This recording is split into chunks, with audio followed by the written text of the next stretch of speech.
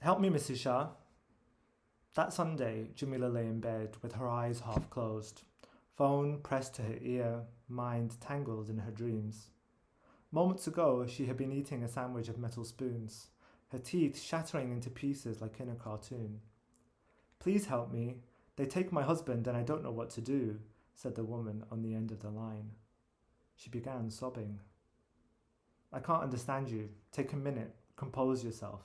Jamila sat up and pushed her hair from her face. The world was blurry. Morning fought through the linen curtains. The woman on the phone sniffled, then attempted to breathe in deeply. Now, tell me from the top. What happened? Who took your husband? Jamila's voice was dull and thick with sleep.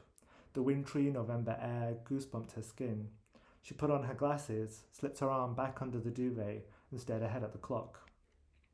For God's sake, it wasn't even 9 a.m., and on a day off too.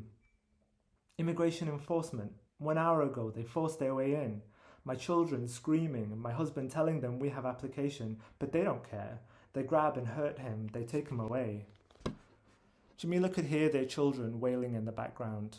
Children who had witnessed 10 men enter their home and overpower their father, shouldering him through the house and into a van parked out on the street.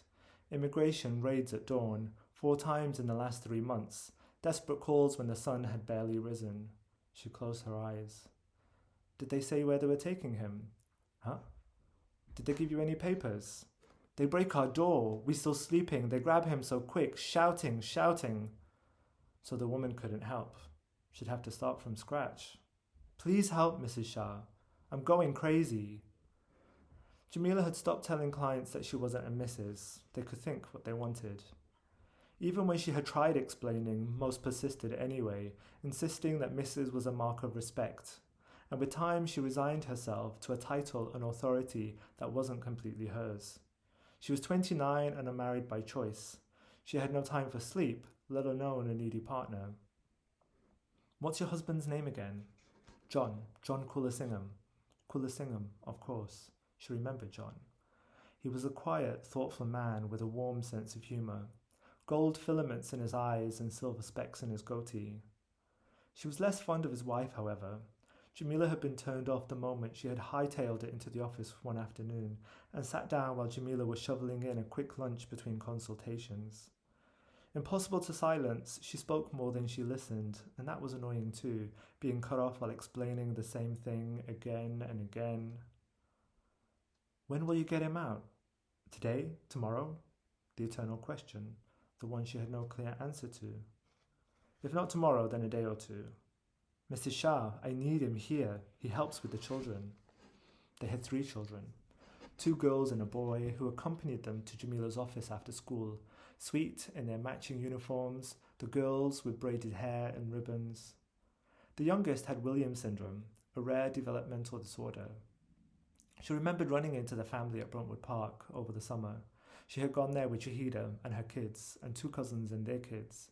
While supervising the older children on the zip line, Jamila had spotted John sitting in the sandpit with his youngest, filling her bucket, turning it out to make a sandcastle.